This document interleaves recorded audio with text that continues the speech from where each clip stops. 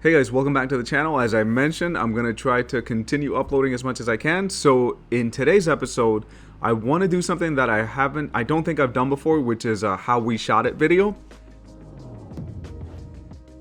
This morning we went out and shot a ceremony at the old Orange County Courthouse here in Santa Ana. And I figured it would be a good opportunity to get some content for you guys in order to create a video that could be useful to you if you shoot in, I would say, less than ideal lighting situations.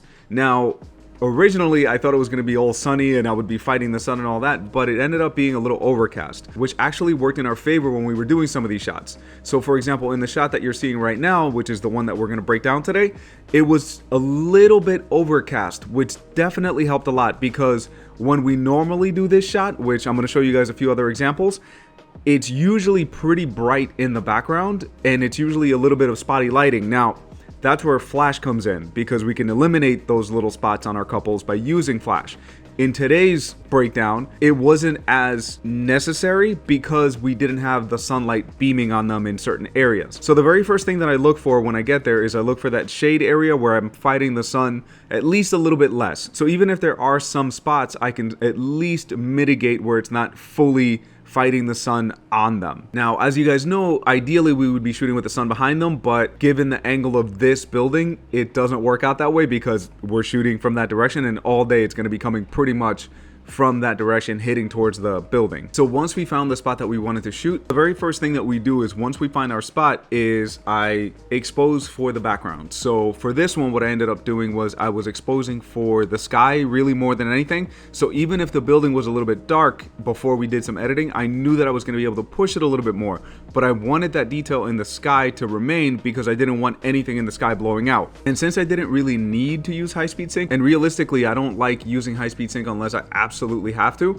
we ended up doing 2/50th of a second to start with. So 2/50th of a second in order to be at our highest native sync speed. Our ISO was at 200. I don't really like doing 100, or even like when a camera has a native 50. I don't like going that low because I feel like at that point the flash is really struggling to hit them. So even if you're, killing the ambient by doing that, you're also killing the sensitivity of the sensor. So when the flash is going off, it doesn't appear as powerful because your ISO is so low. So what I like to do is be around 100, 200, even as high as 400 is okay, but then you're really bringing up that ambient.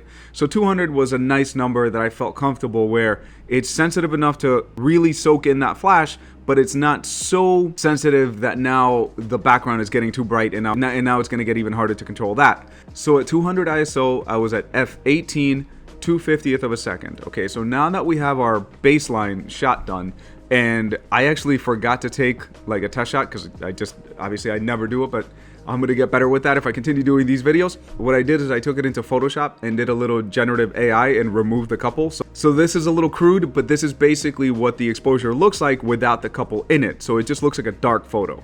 Now when you introduce the couple, or you have the couple in it, and you add some flash, you can make them stand out. The entire setup for this shot was my Sony A9 with the Tamron 20-40, which I just recently posted a review, and I'll post it down below if you guys want to check it out.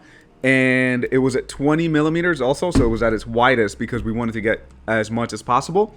And then as far as our lighting went, let me put that to the side.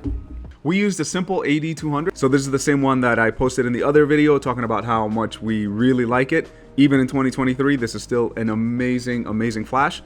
So AD200, I started at full power because usually if I'm shooting in the middle of the day, I'm gonna start at full power.